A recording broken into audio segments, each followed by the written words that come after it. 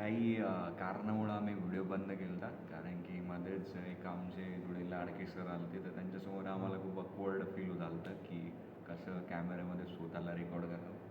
तर आम्ही ते आमचं जे संभाषण होतं ते पुढं आता कंटिन्यू करू. तर जो की आमचा क्वेश्चन होता की माझा एक सगळ्यात आधी प्रश्न आहे की हां. तुम्ही हे जे मराठी इतके हार्ड वर्ड आहे हे व्हिडिओमध्ये का बोलताय?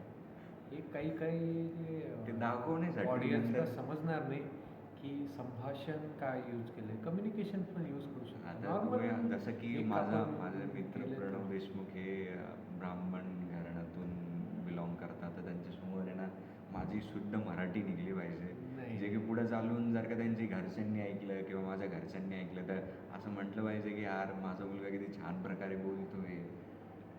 तर नाही तसं काही बोलायची गोष्ट नाही आहे.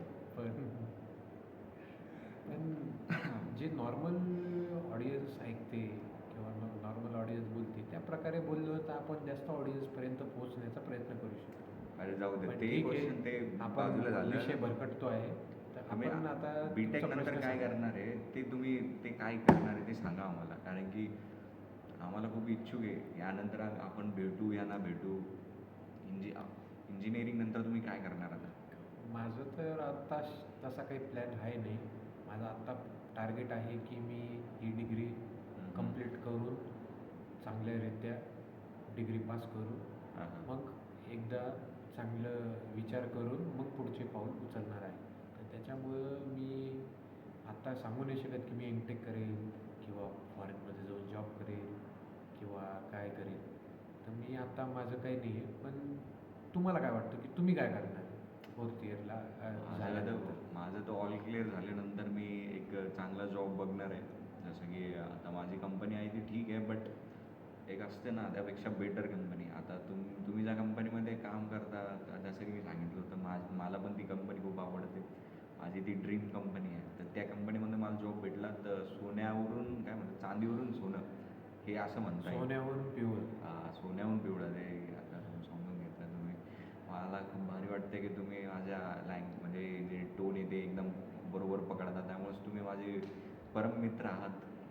कधी आणि कधी टोन आमचा पण सुटतो. पण आम्ही पण जातो, पण नंतर आम्हाला समजते. पण ठीक आहे, एकमेकाला सांभाळून घेऊन पुढं जायचं असतं.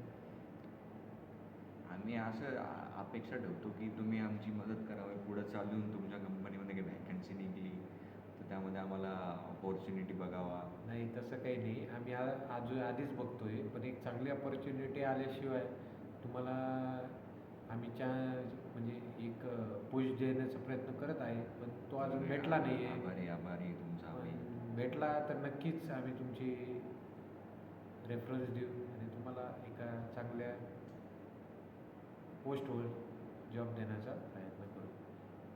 पण कारण की माणसाने एक चांगले कामं केले, चांगलं करावं कोणाला. मी चांगलंच करतो. कधीमध्ये होतं माझ्याकडून चुका. आता ते मित्रतामध्ये होत राहते. तुम्ही एवढं मनावर नका घेऊ. तुम्ही पण काही कमी नाही करत तसे. नाही आम्ही तर तुम्ही करतच पण खूप नाही. गेमबाज माणूस आहे. तुम्ही गेमबाज तर जशाला आहे. तसा टोला देता मला. आता ते कसं आहे, तुमच्याहून जास्त 2 पावसाळे पाहिले म्हणून आम्हाला 2 चांगले हां, देता येतात. हां, हां. कसे असं आहे ते. आता वयाने त्याच्यामुळे मोठे ठीक आहे आहे, म्हटल्यावर कसं आहे थोडंसं द्यावं. द्यावं लागतं. आता आम्हाला वडिलाचा फोन आलेला आहे आम्हाला. तर ठीक आहे, बोलू नंतर.